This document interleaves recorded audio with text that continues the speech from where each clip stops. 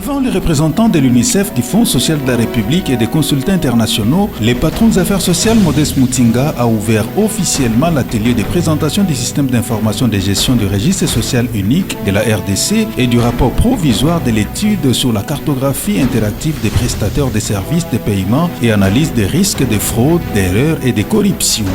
Dans le but de constituer une base unique d'informations sur les populations affectées, pauvres et sinistrées, de coordonner et d'améliorer les actions et des réponses aux crises et de faciliter la planification et la formulation de politiques sociales efficaces et performantes, le gouvernement de la République a décidé de l'établissement et du fonctionnement du registre social unique. L'objectif ultime étant l'amélioration des conditions de vie des bénéficiaires des programmes sociaux et des projets sectoriels de filets sociaux grâce à un dispositif de qualité et aux standards internationaux auxquels recourent généralement les partenaires et les investisseurs. Je n'anticipe nullement sur la qualité des résultats qui nous seront présentés tout à l'heure par les consultants.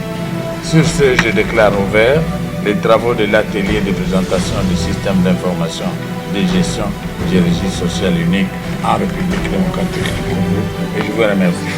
Bien avant l'allocution du ministre Modeste Mutinga, les représentants de l'UNICEF et les coordonnateurs de la Convention des partenariats FS-RDC-MINAS se sont apaisantis tour à tour sur la quintessence du système d'information de gestion du registre social unique. Avec tous ces outils et systèmes, la RDC disposera d'un système qui lui permettra d'assurer de manière efficace et efficiente la gestion de ses programmes de filets sociaux et une redistribution équitable de ses revenus en vue de sortir durablement du cycle de la pauvreté et de la vulnérabilité. J'exhorte les uns et les autres à un travail de qualité pour enrichir et davantage s'approprier les deux outils indispensables au développement du registre social unique que nous appelons RSU, qui nous seront présentés dans les minutes qui suivent. Compte tenu de la pertinence de la matière abordée par les intervenants, les experts ainsi que les participants qui prennent part à ces assises ont posé plusieurs questions pertinentes aux panélistes. Les gens perdent leur numéro de téléphone, ensuite ils changent de numéro de téléphone, du coup on ne peut plus envoyer forcément l'argent qui avait été initialement prévu. Donc voilà, qu'est-ce qui est prévu pour vraiment l'entretien du fichier lui-même, non seulement pour l'année, mais également pour l'au-delà. En rapport avec le bénéficiaire, elle a parlé du chef de ménage. Alors je me pose la question, pour une famille dont le chef est décédé, il va être bénéficiaire.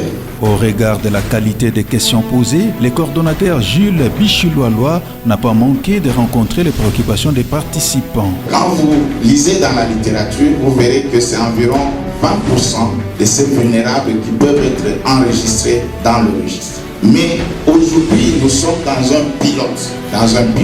Pourquoi nous sommes dans un pilote? Parce que c'est la banque qui nous appuie dans le cadre de ce projet STEP 2 pour mettre en place déjà le système. Donc, dans le cadre de ce projet, nous sommes redevables de la banque d'environ 1 800 000. C'est ce qui nous est attendu dans le cadre du projet STEP 2.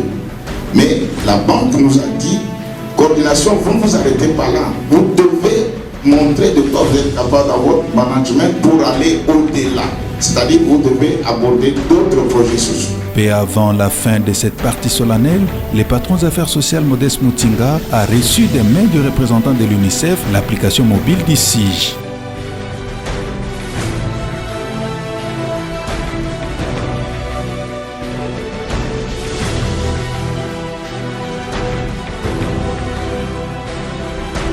Signalant